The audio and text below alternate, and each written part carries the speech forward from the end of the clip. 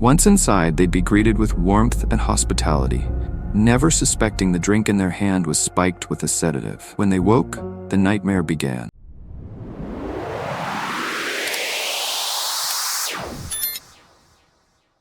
Joseph Peterson wasn't just liked, he was adored. In Fairview, a picturesque neighborhood with tree-lined streets and cozy houses, he embodied everything a good neighbor should be. He was the kind of person who knew everyone's name and remembered birthdays. Every summer, he hosted a community barbecue in his backyard, and during the holidays, he dressed as Santa to deliver gifts to local children. But Joseph's life was a carefully crafted performance. Beneath the surface, he carried secrets so dark they would have been unimaginable to his adoring neighbors. He loved the way they looked at him, admiring, trusting, unsuspecting. This facade wasn't just a convenience, it was his shield, his armor, and his greatest weapon. Joseph's online world was a stark contrast to his wholesome image. Using different names and identities, he carefully constructed profiles that catered to his target's desires. Each profile told a story of a wealthy, successful man searching for love or companionship. He was a master manipulator, tailoring his approach to make each woman feel special and desired. To Joseph, it wasn't about affection. It was about control. Every message, every compliment, every promise was calculated. He had honed his methods over years, learning what worked and discarding what didn't. His ultimate goal was to lure his targets into his grasp, where they'd become commodities in his dark enterprise. Joseph's sprawling property on the outskirts of Fairview was surrounded by dense woods, offering the privacy he needed for his operations. The house, with its charming exterior and well-manicured lawn, was a front. Inside, it was meticulously organized, each room serving a specific purpose for his schemes. The trap always began the same way. After weeks of online correspondence, he'd invite his targets for a visit. His charm and the promise of a luxurious evening were irresistible to many. Once inside, they'd be greeted with warmth and hospitality, never suspecting the drink in their hand was spiked with a sedative. When they woke, the nightmare began. Lucy Carter was unlike anyone Joseph had encountered before. Raised in a small town by her devout parents, Lucy had a strong moral compass and an instinct for detecting deceit. As a journalism major, she had a natural curiosity and a passion for uncovering the truth. When Joseph came across Lucy's profile, her intelligence and cautious nature intrigued him. He saw her as a challenge, a prize to be won. But Lucy wasn't easily swayed by flattery or gifts. Her guarded nature made her a tough target, and Joseph's usual strategies seemed ineffective. Joseph's confidence had always been unshakable, but Lucy's rejections gnawed at him. Each declined invitation, each ignored compliment was a blow to his ego. He couldn't understand why she wasn't falling for his charm. What Joseph didn't realize was that Lucy was watching him closely. She noticed inconsistencies in his stories and subtle red. Behind Joseph's house, hidden by dense trees and layers of security, stood a reinforced warehouse. To anyone passing by, it looked like an old storage building. Inside, however, it was a prison. The air was heavy with despair. Rows of women, shackled and terrified, occupied the cold, dimly lit space. Joseph controlled every aspect of their lives, deciding who ate, who slept, and who survived. For Joseph, it was a business. For the women, it was a living nightmare. One day, a heavily pregnant woman knocked on Joseph's door. Maria Sanchez was desperate, her husband having abandoned her and her 2 young children. She had heard of Joseph's generosity and hoped he could help her. Joseph welcomed her with open arms, offering kind words and promises of support. Maria thought she had found a savior, but as soon as she entered his car, her fate was sealed. Maria's pleas for mercy fell on deaf ears. Joseph's cruelty knew no bounds, and her tragic end became a turning point in his already sinister story. Lucy's intuition had always been her greatest strength. During her interactions with Joseph, she picked up on subtle cues, the way he avoided personal questions, his reluctance to share details about his past, and the faint but undeniable desperation in his attempts to win her over. Determined to uncover the truth, Lucy began researching Joseph online. She found little about him beyond his curated social media presence, but the deeper she dug, the more she realized there was something he was hiding. When Lucy finally agreed to meet Joseph in person, she chose a busy cafe in the heart of town. She brought along her 2 closest friends, Emma and Jake, who sat at a nearby table, pretending not to know her. Joseph arrived, his usual charm on full display. He was polite, attentive, and seemed genuinely interested in Lucy. But as the conversation progressed, Lucy noticed subtle inconsistencies in his stories. She played along, all the while gathering information and keeping her guard up. As their meeting ended, Joseph casually mentioned a location, an address that seemed out of place. Lucy, ever observant, made a mental note. She didn't know why, but something about the way he said it made her uneasy. Later that night, Lucy searched for the address online.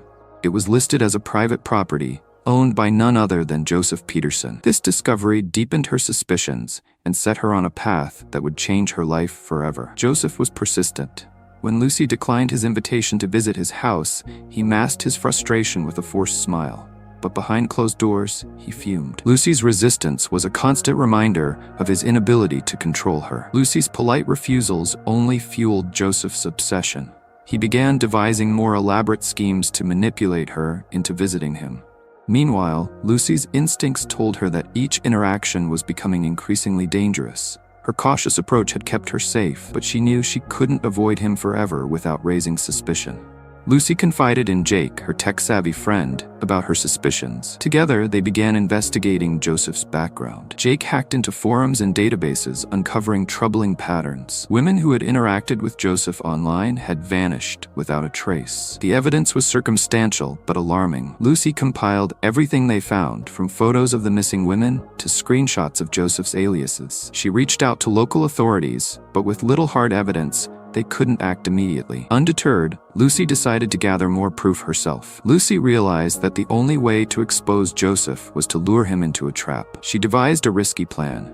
She'd agree to visit his house under the pretense of spending time with him. Before doing so, she informed the police, who agreed to place undercover officers nearby. Her friends were terrified for her, but knew she was determined. They equipped her with a hidden recording device and a GPS tracker. As Lucy prepared for the confrontation, she felt a mix of fear and resolve. She knew the risks, but the thought of saving others drove her forward. Arriving at Joseph's house earlier than planned, Lucy pretended to admire the property while secretly exploring.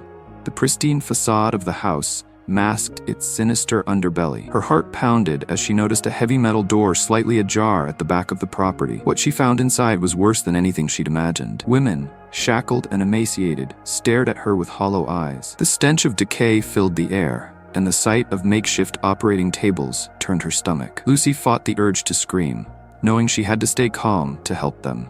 Lucy called the police, providing them with the evidence they needed to raid the property. Within minutes, sirens blared as officers stormed the house, freeing the captives and arresting Joseph's accomplices. The survivors wept with relief, their nightmare finally over. But Joseph was nowhere to be found.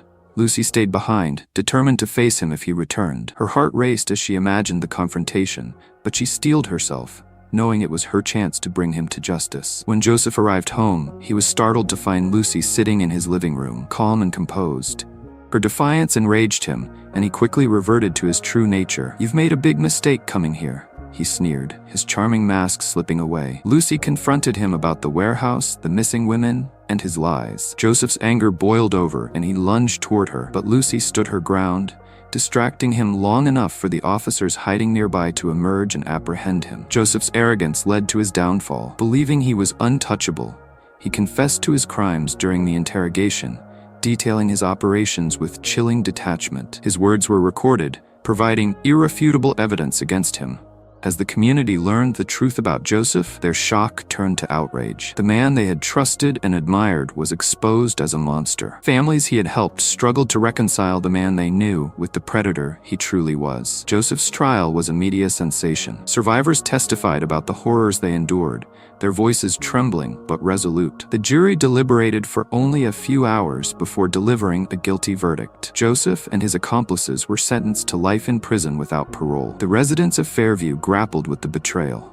For years, they had welcomed a monster into their lives, but the courage of one young woman had brought him to justice, proving that even the darkest secrets could be uncovered. Lucy became a symbol of hope and resilience. She founded an organization dedicated to supporting trafficking survivors and raising awareness about online predators. Her story was shared across the nation, inspiring others to take action and remain vigilant. Though the trauma lingered, Lucy found solace in her mission. She connected with survivors, offering them a platform to share their stories and begin the healing process. Together, they turned their pain into a powerful force for change. Years later, Lucy looked back on her journey with a mix of pride and sorrow. The scars from her encounter with Joseph remained, but they served as a reminder of her strength. Her foundation had grown, helping countless individuals escape dangerous situations and rebuild their lives. Joseph's dark legacy had been replaced by Lucy's brighter vision. Through her work, she ensured that the horrors she uncovered would never be forgotten and that others would be protected from similar fates. In her darkest hour, she had found her purpose, and in doing so, she had changed the world. Subscribe to our channel and turn on the bell notification for more stories like this, and give this video a thumbs up. Click on this next interesting story.